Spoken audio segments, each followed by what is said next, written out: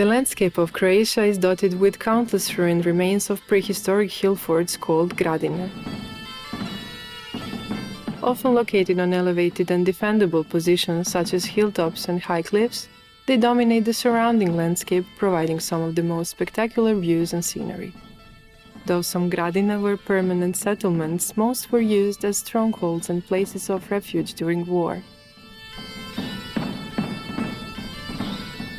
Archaeologists discovered that many gradine form complex and elaborate systems of fortifications, designed to enable visual communication and control over the surrounding area.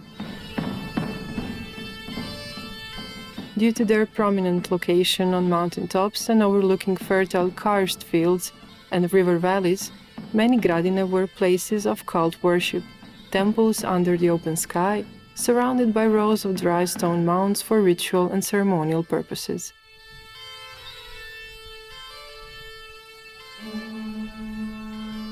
Some gradine are famous for their megalithic stone walls. These acropolis were once important social and religious centers.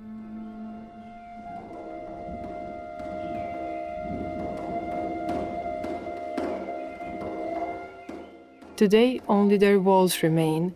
Built from massive rock boulders in dry stone technique, they are a testimony of the ingenuity, craftsmanship, and advanced culture of the ancient Liburni, Delmati, Daursi, Ardiei, and other Illyrian people. During the Middle Ages, many gradine were strongholds for the Croatian tribes and noble families such as the Šubići and their capital of Bribir. Various hill forts locations, due to their geostrategic importance, were continually used and inhabited since prehistory.